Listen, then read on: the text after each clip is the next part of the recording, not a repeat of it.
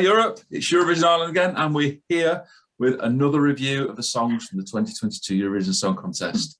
I'll introduce the panel in a second, but just as a reminder, you can find us on the website, eurovision.net. You can find us on YouTube, on Facebook, on TikTok, on Twitter, and on Instagram. And there's maybe other platforms out there that we may have stumbled upon too. So watch us on that. Tell us what you think. If you like our stuff, tell us. If you think it could be improved, tell us, because we'd love to hear from you. Anyway, in this review, I'll introduce the panel. We've got James. Hi, everyone. Bogdan. Hello, everyone. Sarah. Hi, everyone. Richard. Hi, everyone. And me, John, with Staggy probably popping up a bit here and there. Now, the songs we're going to review tonight in alphabetical order, so there's no favoritism. We've got Albania, Armenia, Azerbaijan, Cyprus, Georgia, and Montenegro. So it's definitely a sort of a Southeast European sort of tilt to our songs tonight. And the first one we're going to review is Montenegro. Yeah, I can sort my notes. The Montenegrin song is called Breathe, and it's been performed by Vladana, who's co-written it with Darko Dimitrov. Now, Darko Dimitrov has been writing Eurovision songs since 2006, so in theory he should know what he's doing. And this song is going to be performed in the second semi-final. And James is going to start with this one. Well, what can I say about this? I was really excited when I heard Montenegro were coming back. You know, it's always nice to have countries coming back to the contest after a while. And Montenegro is a favourite of mine. I think if you look through their back catalogue, just everything's so different. It's very difficult to sort of pinpoint a Montenegrin Eurovision entry because they're all sort of very different stylistically. I did have big expectations for Vladana, and I was curious whether she'd live up to them. It's a ballad. Ballads work at Eurovision. That's not a problem.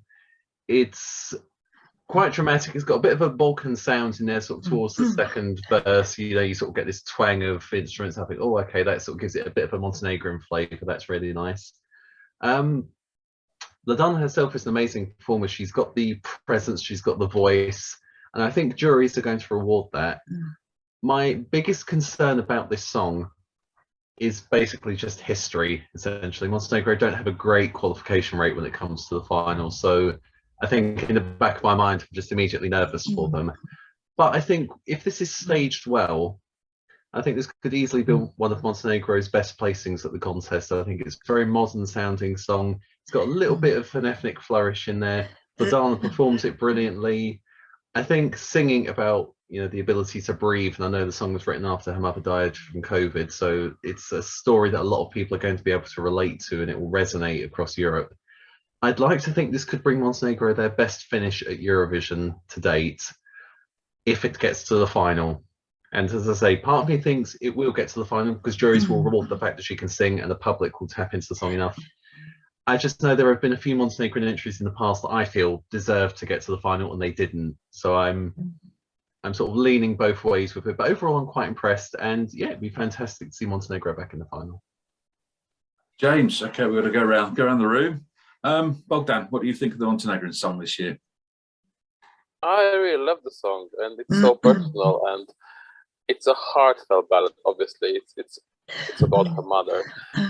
I love it, and I think it's a song for the juries more, unfortunately.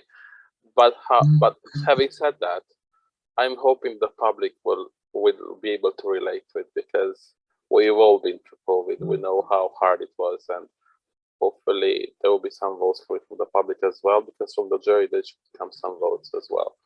So from my point of view, it's a thumbs up for Montenegro. Well done. Sarah, over to you.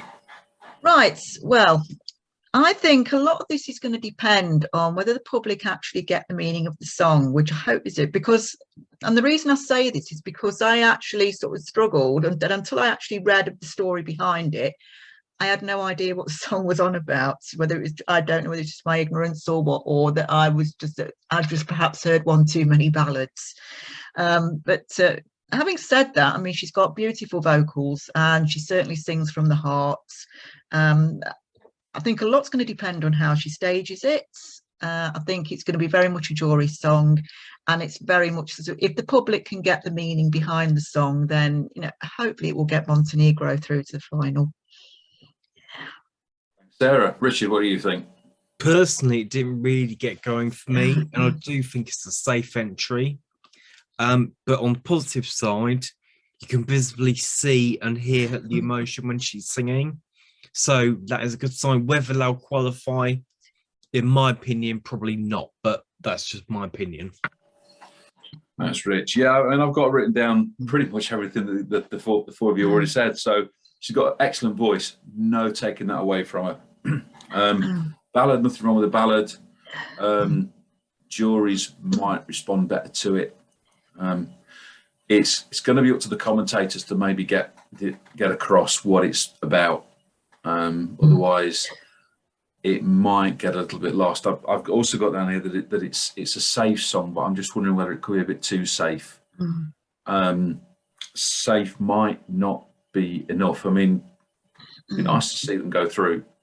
You know, it's good to see that, you know, a smaller nation that's still got the musical heritage going through, but we know what bloodbaths these semi-finals will be, and the juries will like it. It needs votes. It needs tally votes to push it over the line, and that's where my reservations lie. But we'll see. We'll see. Moving on. Next, we're going over to the Caucasus. First of three Caucasus in this review, and we're going to Armenia. Now, this song is called Snap, and it's been performed by Rosa Lynn, and she's co-written it with 5 other people. I'm not going to list them. All their details are out there on the interwebs somewhere. And it's performing in the first semi-final. And Bogdan's going to take on this one. Thank you, John. Well, first of all, I must say welcome back to Eurovision Armenia. We missed you. And about the song, what can I say? It's a very radio-friendly song, in my opinion. It has that folky country vibe. It reminds me a bit of Monsters of Men, if you ever heard of that band, but you should have. It's very pleasant. It has lots of beats you can sing along. It's a song about trying to get over someone, like that person that's try to stay in your heart, and if you want to let it out, then you have to snap. And okay, I want to snap out of it, and I want you to disappear, but sometimes you cannot do just easily that. We would wish all of us to can snap and everything can become better, but unfortunately it's not. I like the song. I can sing along to it. I can hum it. I can tap my feet along to it. As I said, it's very radio friendly, and I'm just curious to see how Armenia's going to stage this one live, because we haven't seen a live performance yet, and I'm just curious. Hopefully, we're going to have a beautiful performance and really engaging with the audience. So I don't know. Let's hope, because the song is there. The song is there. You, Bogdan. Sarah, tell us what you think of the Armenian song this year. Right. Well, my first thoughts are this is very un-Armenian, to see, because it's totally going away from anything that they've done before in the past. And it's really, as Bogdan said, a very radio-friendly song, very folky. The only thing I find is, for me, it's a tad repetitive, really. Although despite the fact it is catchy, you know, there's a melody there. And I think a lot of this is going to depend on how she comes across on stage, because I think this is one where you've really got to engage the audience in your performance. And I think if she can get that, then this song stands a chance of going through. Other than that, I just wonder if, because it's the totally unexpected from Armenia, whether the public might just get caught out a bit by this, you know. Yeah, and they'll think, you know, well, this isn't really anything typical we expect of Armenia, but no, and they might just think of it as another typical radio-friendly song. It's a mixed one, and I think a lot is going to. I want to wait until we see what we see on stage. Sarah, Richard, over to you. Rosa has very good vocals, and it's definitely a strong storytelling song. However, like Belgium in the last review, I just feel like a slowed down version of something with her before. But what with her before, what song it's slowed down of, I do not know. But yeah, it could do well, I think. But we'll have to wait and see how it performs on the night. That's Richard. Yeah, I mean, I've got, it's a little bit folksy. It's the sort of thing that I could imagine Ed Sheeran maybe composing or having a hand in writing. It's got that sort of vibe for it, from which is like, yeah, radio friendly, a little bit current. You know, it could hit the zeitgeist this year and do well.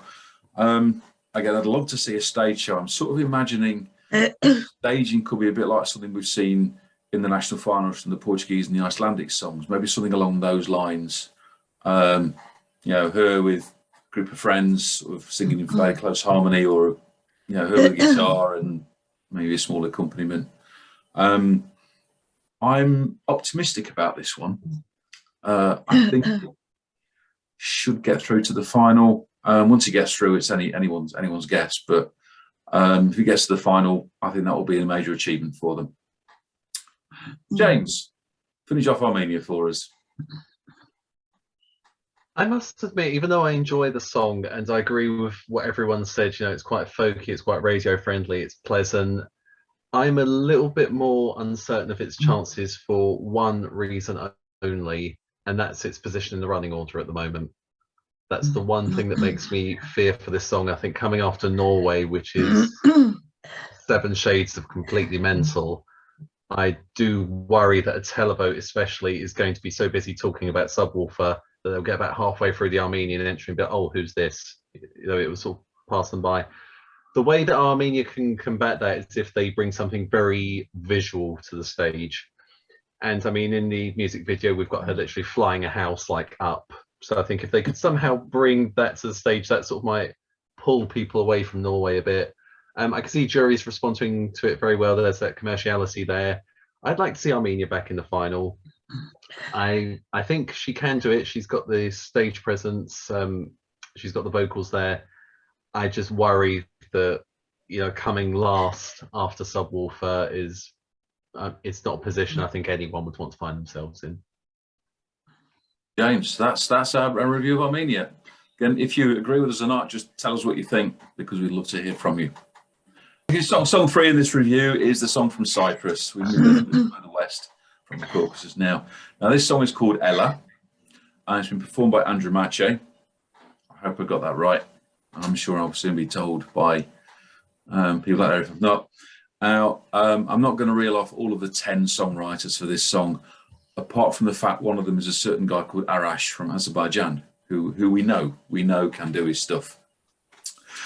It's performing in the second semi-final, which 4 of the songs in this review also are. And Sarah is going to lead off on this one. It's interesting that Arash is one of the composers, because when you look at the video of this song and also listen to the song, it's very much got those sort of Mediterranean, sort of Eastern influences in it. So yeah, I'm absolutely not surprised that he's involved there. Very sort of full of the Mediterranean.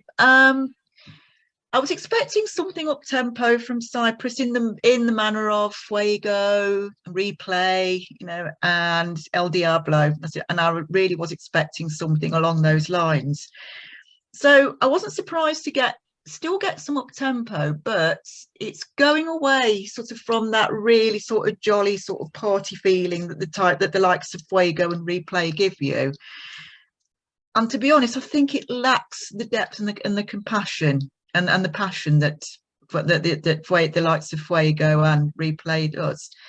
It's a good song, don't get me wrong. The only thing is, I wonder, because that video is I like the video itself. I think it's just brilliant. But can they replicate that on stage? It's going to be very interesting how they present this. And it's something that I'm looking forward to, because I think then I'll be able to pass better judgment of how this is going to do in the contest. Yeah. Richard, what do you think of the Cypriot song this year? Like Sarah, I get the Mediterranean vibe about it. I think there's an ethnic sound, and there's the twang of the Greek 2012 entry of Aphrodisiac. Personally, I don't think the song gets going, but I also need to hear the vocals live to judge it properly. So until Turin happens, I don't really want to judge, you know, pass judgment 100% on this one, because it's one of the few I need to hear properly first. That's Richard. Yeah, I mean, I've got written down here. It's got a nicely sort of Hellenic or Eastern quality about it, which has not been a bad thing to have over the past few years. Certainly since the year of the semi-final. It's a good thing to have. This song, I don't think it's not really got the oomph of recent Cypriot songs. Of course, your average viewer might not even remember what the Cypriot songs were from previous years, so they have nothing to compare it to. But in that respect, it's not that bad. It's a bit on the formulaic side, which can go either way. As the voice, it's got almost waif-like quality to it, which has been popular. I don't know whether it's sort of a thing that's fallen out of fashion a little bit now. But it's also got like a slightly warbly quality, which again can go either way. Need to see a stage show. I'm going to stick my neck out and say this is a borderline qualifier, but I'd be happy to be convinced otherwise. James, what do you think? I was actually really happy when I listened to this, because going back to what Sarah was saying about after having Fuego, Replay, El Diablo, I was thinking, oh, what rehash of those 3 songs are we going to get this year? And this feels like it's a move away. It's a bit of an unusual one, because it's not completely down tempo, but it's not up tempo either. But it feels like it's sort of a step away from what we've come to expect from Cyprus, which I appreciate. I love the fact that it's in a mixture of English and Greek. I find that I hum this quite a lot, which is interesting. So it has gone in there somewhere. There's quite a bit of reverb on those vocals, which I suspect we won't be getting live. So I'll be curious, as everyone said, to see what it's like on stage. But this sort of puts me more in mind of some of my favourite Cypriot entries, things like Manamu, Genesis, sort of going back to what I consider sort of, the Cypriot heyday at Eurovision. So I was just really happy. I was like, okay, it's not an upbeat song, but this feeds into a lot of the style of music that I really enjoy. So I'm happy to see it. I'd love to see it get to the final. I think I side with John saying it's maybe borderline, but we'll have to see what they bring on the stage. Thank you, James. Well done. Tell us about Cyprus. During past entries, I too was expecting a song with a bang, like something that gets me going. And this one is pleasant. It's enjoyable. I like listening to it. But it feels like it's stuck in the second gear. It just gets there and that doesn't go further. Like cruising speed, it's fine, but it misses something to it. Oh wow, this is the song I'm gonna pick up the telephone and vote for it, because this really gets me enthusiastic about. Like I am so happy about it. But no, it's like okay, it's good, but it's only that. Like good. Okay. Thank you, Bogdan. Okay, so that's what we think of the Cypriot song. Moving on, the 4th one tonight is from Azerbaijan, the last country to reveal their entry for this year's song contest. Was it one worth waiting for? It's called Fade to Black, and it's been performed by Nadir Rustamli. He's not written it. There are 4 writers to it, all of a Nordic persuasion, and it's performing in the second semi-final. Now, because our guest reviewer couldn't make it tonight, James is going to step into the breach and give us his take on Azerbaijan. Okay, so the fact that Azerbaijan were sort of last out of the gate to reveal, you sort of get a feeling sometimes that countries are holding back, and that it's because they want to sort of burst onto the scene and say, this is what we're sending and this is what you're going to vote for. So knowing that Azerbaijan, sort of all the songs being released, Azerbaijan's holding back, I was like, this is going to be good. I'm really waiting for it. What we got surprised me. I was expecting something very up-tempo, very dancey. We actually got quite an emotional and pared down ballad, which isn't necessarily a bad thing. But I feel like in a year where we've got a lot of emotional male ballads, I feel like it's one of many. Now, it can stand out. Any song has the potential to stand out. And I think one thing that Nadir does very well in the music video is he emotes beautifully. As you can see him sort of staggering around in, quite a spectacular landscape, which I'm assuming is Azerbaijan. He emotes really strongly. You can sort of see the anguish on his face, everything. And I think if you can do that on stage, that will sort of draw people in a bit. The song itself, to me, maybe this is because I was expecting something quite upbeat. It sort of feels a bit one note, like Bogdan said about Cyprus. It sort of feels like it's stuck in a gear that sort of doesn't quite go up. But vocally and emotionally, I think he sells it. We know Azerbaijan can do Eurovision.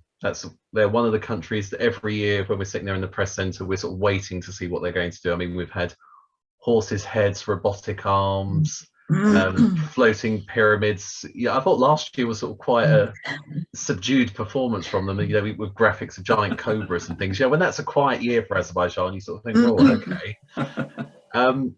I'm sure they've got something up their sleeves that will make me reconsider this. I think there are lots of good parts to this. I feel like it's not quite there yet, but I'm sure they're going to pull something out their sleeves for staging, and we'll all be going, yes, this is what we didn't see before.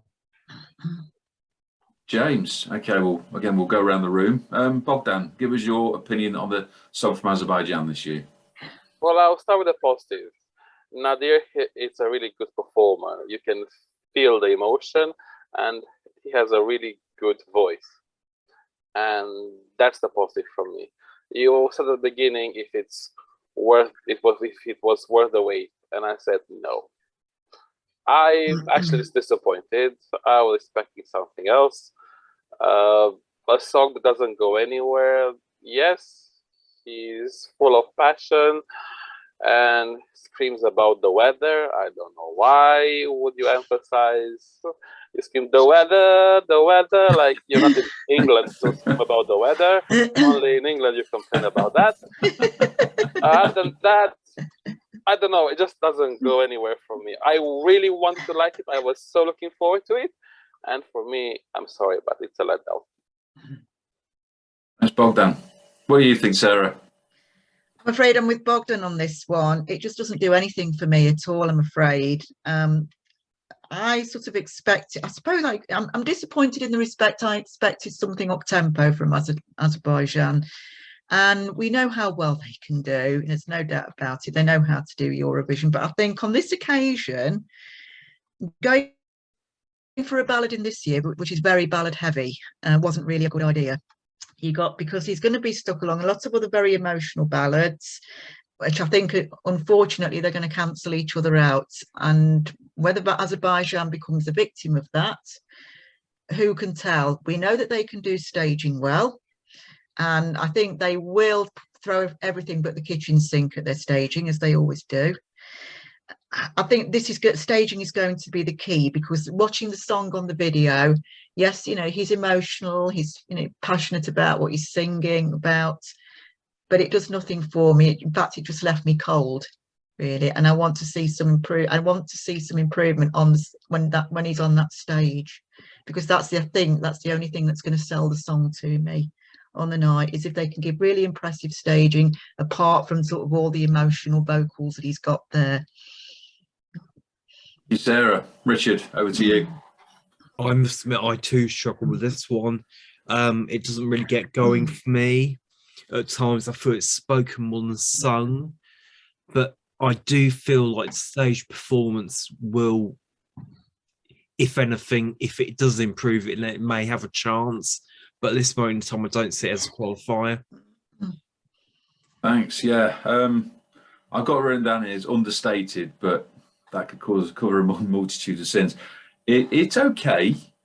I don't think it really gets going until it's too late, and your average listener viewer might have just turned off before it really does get going. On the plus side, what everyone has said, we know Azerbaijan are the past masters of turning a mediocre song and giving it the pizzazz it needs to push it over that line. So we can never write Azerbaijan off, but they're going to need to do something outstanding this year to give this one a chance, I think.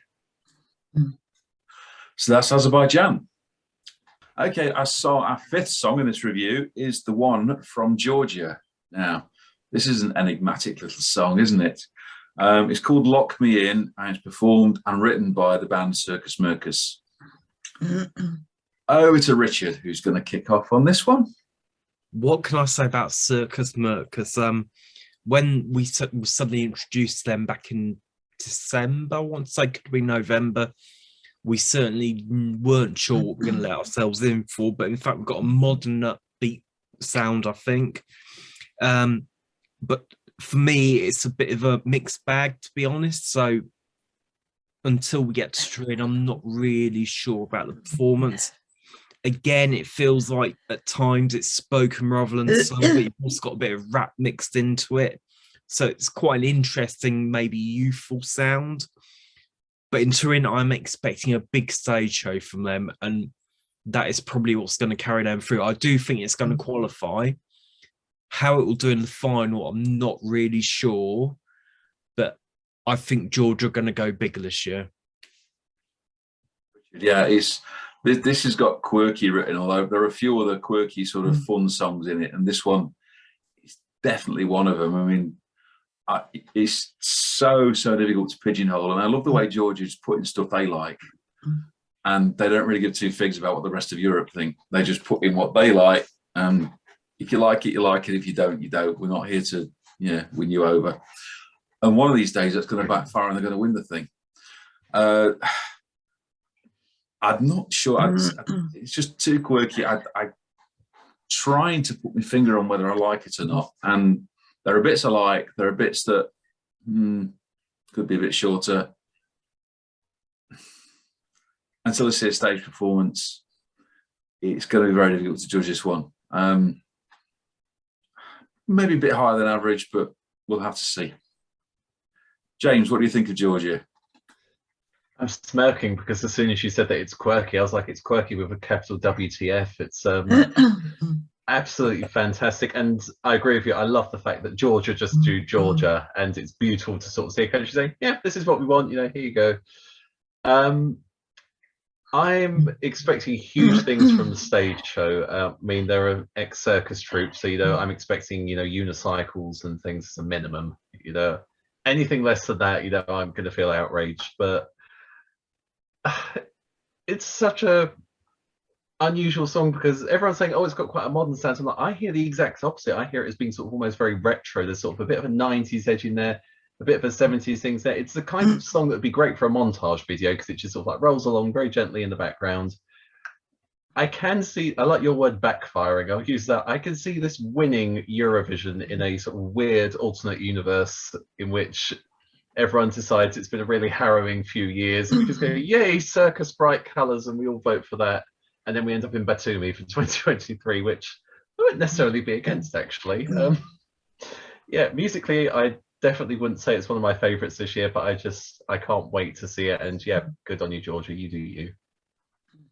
James, Bogdan, give us your take on the Georgian song. I must admit, when I first heard the audio version, I was like, what's this? I didn't get it. And a few days later, I was just starting to humming it, like, look me out, look me sideways, or what? And yeah, then when I saw the music video, I thought, oh, this is bonkers and this is fabulous. And going from, oh, I don't think this has a chance to qualify, I went, oh, this has a chance to qualify. And yeah, it's weird. It's a love and hate relationship I have with this song, but I think has all the right ingredients to qualify because it's so unique and weird and Thanks, Bogdan. Okay, last for Georgia is Sarah. Well, I'm sorry, but I'm going to rock the boat here, I'm afraid. I actually don't like it at all. I find it irritating. I just feel like it's 3 minutes of just nonsensical chants. Yes, I get the quirky bits, but for me, it's a bit too quirky. And I know that I get that it's probably going to appeal to sort of televoters. Yes, in 2 years of weirdness that we've had, yes, people are probably going to go for something a little bit crazy. Yeah, a little bit sort of manic. Yeah, but it's not my cup of tea, I'm afraid. Sorry, Georgia. You, Sarah. It would be a dull old world if we all agreed with all like the same stuff. So the final one in this review, Albania. Now, if you cast your mind back to the very end of 2021, we had a national final. As Albania like to be one of the first to have a national final and one of the first to reveal their artiste for the contest. And this year was no exception. Festival de Kangas was won by the song Secret, performed by Ronella Hayati. I think that's how it's pronounced. It's performing in the first semi-final, very early on in the very first semi-final. Now, yeah, I'm going to take the lead on this one. I mean, it's just so typically Albanian. Albania have this tell, I'll put it that way, and this conforms that tell perfectly. Solo woman, powerful voice. It's not quite a ballad this year. It's a bit more ethnic, which I love because it's got the smattering of ethnic instruments going off in the backing track. As far as I was concerned, I didn't actually watch FIK, and it was one of the two standout songs. Those songs which eventually finished first and second, so I was sort of quite fairly happy that it got through. It's got something about it that I quite like. It's got a decent hook to it. We saw the makings of a stage show. Obviously, they'll have to pare it back a little bit for Turin because it was a cast of thousands. It was like a Cecil B. DeMille production on the stage in Tirana, which they obviously can't have. But I think after a few years of Albanian songs that I personally didn't really get on with, I'm back on board with this one. So good luck to them. James, what do you think of Albania? I really enjoyed this when it was at Festival in Kungas, and I sort of heard the repris. I was like, oh, this is something, there's a lot going on here. There's sort of a bit of a gospel sound, but it's got a very sort of earthy, very tribal feel to it. And as you say, it's got that very sort of Albanian feel to it, you know, with the music. So this was all tick, tick, tick. And then I heard the words that make me shudder, Albanian revamp for Eurovision, because so many Albanian Eurovision entries have been revamped, and I sort of go from loving them to So I was bracing myself thinking, okay, I'm possibly not going to like this. But that being said, I feel like they've hit a stride now. They've revamped the last few entries. I'm starting to trust the words when I hear them now, because I think they've actually revamped it. They've made it stronger. I think Ronella's a fantastic performer. I see this qualifying for the final quite easily. Yeah, I'd be curious to see what they do with it on stage, because of course we can't have a cast of thousands. And I did wonder if that was sort of part of the appeal, that this huge stage show with everyone involved, if that was sort of part of the draw. But no, I think she's got the voice, she's got the stage presence. I'll be curious to see what they do in Turin. But yeah, I quite enjoy this. I think it's just so many things for me that work. But yeah, fantastic opener for the show. Thank you, James. Bogdan, what do you think? Well, I first have to say that I love that this being one of the first songs that we heard is still a strong contender to qualify in the semi-final. So I have to give it that. So it stood the chance to stand of time. Like, oh, it's such a brilliant song. I love the ethnic vibes. I like that Ronella is a brilliant performer. When you see her on stage, you have to look at her, because she commands that power, that attention. She wants you to look at her. So that's a really good thing to have. And yeah, I see this easily to qualify, even though, yeah, the draw position in the semi-final is not the best, but I think it's going to be definitely a memorable show from Ronella and from Albania, and we're all going to remember this performance. You both down. Sarah, over to you. Right, well, Albanian entries are normally they're either a hit or a miss for me, and I have to say sort of probably more misses than hits over the years. But I have to say this year, I think they've come up with the goods. It's a very up-tempo number. It's very, very busy. You know, you're constantly looking to see what happens next. And I think if they sort of get the staging right, get lots of pyros in there, yeah, and fire, I think this will do really well, and I think it will qualify. Thanks, Sarah. And last but certainly not least, Richard, give us your take on the song from Albania. When I watched the national final performance earlier, she started the performance off with her eyes, low look, you know, as she sung, low looking all over the place. I sort of got distracted as she was performing through her visual rather than her mouth. And by that, it loses connectivity with the audience. Vocally, it's brilliant. And she's got dance rhythm. At this moment in time, I'm just unsure. I want to see how it works on stage in Turin before I pass ultimate judgment. at this moment in time, it's more of a miss, but it could be a hit depending on what we see. So I'm sort of in the middle at the moment. Thanks, Richard. Okay, so that's the 6 songs we're going to review in this little show. Okay. Right. So as in the previous shows, and if you've not watched them, go and find them on the website or on YouTube. We're going to score each of the songs. Now, rather than giving it a 12, 10, 8 and downwards, we're going to give each song a score out of 10. So that gives a total score out of 50. We'll put our scores together with the reviews from the songs from the other reviews, and hopefully we should have a Eurovision Ireland favourite song. So we'll kick off with Montenegro. James, what's your score for Montenegro? I'm going to give Montenegro a 7. 7. And Bogdan? 6. 6. And Sarah? It's a 6 from me. 6. And Richard? And it's the 6 for me as well. 6 again. And yeah, I'm going to, it's worth a 6 from me, I think. So that gives it a score of 31 out of a possible 50. Next, we're going to Armenia. Okay, the results for Armenia. Bogdan, what's your score for Armenia? I give it an 8. 8. Thank you. And Sarah? 7. And Richard? 7. 7. Yeah, I'm going to give it an 8 because it's quirky, I think.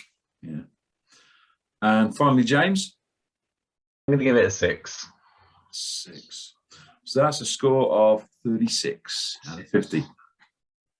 Next is Cyprus. Sarah, what's your score for Cyprus? 6. 6. And Richard? 5. 5. Yeah, it's worth a 6 from me, I think. And James? I'm going to really stun everyone and give it an 8. And finally, Bogdan? So 6 from me as well. 6. So that also gets a score of 31. Over 2/3 anyway. Right, the next one is Azerbaijan. So James, you want to kick off the scoring for Azerbaijan, please? I'm going to give it a 6 as well. And Bogdan? Sorry, it's a 4. 4. And Sarah? 5. 5. And Richard? 5. 5. And I'm going to be really boring and give it a 5 as well. So that gets a score of 25. Song number 5 is the one from Georgia. Now this could be fun. Richard, what's your score for Georgia? Because of the quirkiness, I think it really will backfire, as you said. 8. I'm giving it a 7. And James? I'm really torn because I don't like it, but I think it's fantastic, so I'm going to give it an 8. 8. Bogdan? 7. 7. And Sarah? 4. 4. So that gives them a score of 34. Finally, Albania. Right, I'm going to kick off with that one, and I think it's worth an 8 from me. James? I'm going to give Albania a 9. 9. Bogdan? 9. 9. And Sarah? 8. 8. And finally, Richard? 6. 6. That gives it a score of 40. Okay, so our 6 in order from 6th to 1st. In 6th place, we have Azerbaijan on 25. In 4th, equal, we have Cyprus and Montenegro, both on 31. In 3rd place, we have Georgia on 34. In 2nd place, on 36, we have Armenia. And our favourite song from this review on 40 out of a possible 50 is Albania. So another quick final all around the room with one question. James, could a potential winner of the 2022 Eurovision Song Contest come from the songs we looked at in this review? I keep wanting to say yes. There is some part of me that still thinks Georgia could really stun us, and I do mean stun in the most literal sense. But yeah, I think Georgia could do it in a really bizarre series of events, and that'd be fantastic. Bogdan, what do you think? As much I love Georgia and Albania, I don't think so. Sarah, what do you think? No, I can't see any winner coming out of any of these songs that we've viewed tonight, I'm afraid. Okay, Richard, what do you think? I think in a warped universe, Georgia could do it, but in all honesty and brutally, no. Yeah, I think the two standouts for this review, I think, are Georgia and Albania.